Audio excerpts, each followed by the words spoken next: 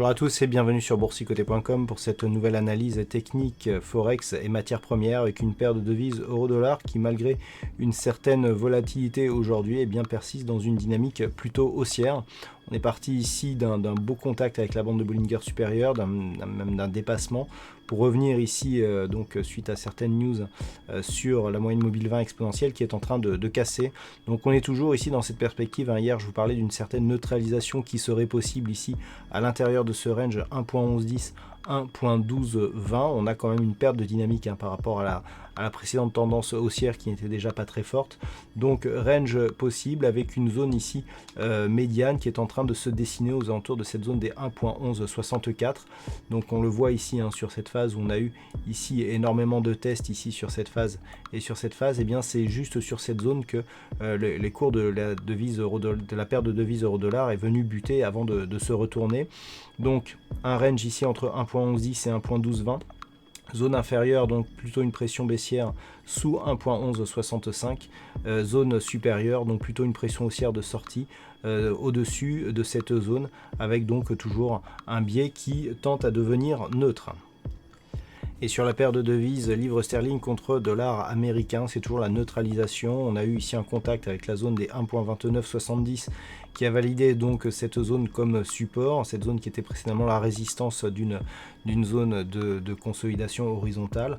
Donc on rebondit tout doucement. Là aussi, on a une perspective relativement neutre sur cette paire de devises, tant que l'on évolue ici entre 1.2970 et 1.3315. Nous avons donc un petit mouvement haussier court terme qui pourrait valider ici une poursuite du mouvement sur des zones de résistance que l'on peut trouver voilà ici sur cette zone des 1.3110 qui est la perspective, je dirais, de ce mouvement très court terme, mais qui n'a pas une conviction énorme.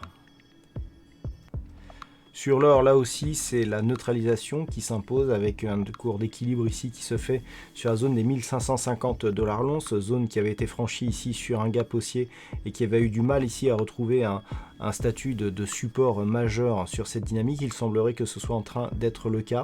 Donc on est plutôt sur une perspective de continuité haussière sur l'or suite à l'impulsion que nous avons eue ici qui a amené le métal jaune de niveau proche des 1480 au-delà ici des 1600 $ l'once. On se stabilise donc sur la zone des 1550 et donc on est sur une neutralisation court terme, mais d'une tendance qui reste orientée à la hausse. D'un point de vue moyen terme, il faudrait dépasser ici une zone intermédiaire qui se situe sur cette zone ici horizontale des 1560 $ l'once pour réactiver une dynamique haussière, mais pour l'instant c'est neutre d'un point de vue très court terme.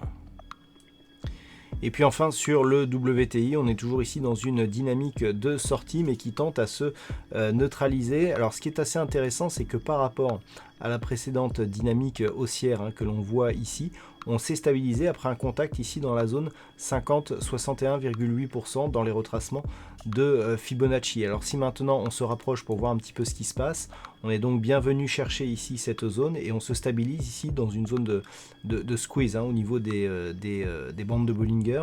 Donc on peut très bien ici osciller autour de cette zone des 58,35, 58,30-35. Alors de deux choses l'une, soit on ressort ici et il faudrait repasser au-delà des 60 $ le baril pour finir ici avec ce mouvement de consolidation, soit on se stabilise et on repart et c'est une cassure des 56,56 $ le baril qui validerait une poursuite du mouvement avec dans ce cas-là deux objectifs, à savoir le premier à 54,70 puis le deuxième à 51 $ le baril. Voilà donc ce que l'on peut dire sur cette analyse technique Forex et matières premières. Passez une bonne soirée, on se retrouve dès demain pour d'autres analyses techniques, toujours sur le site boursicoté.com.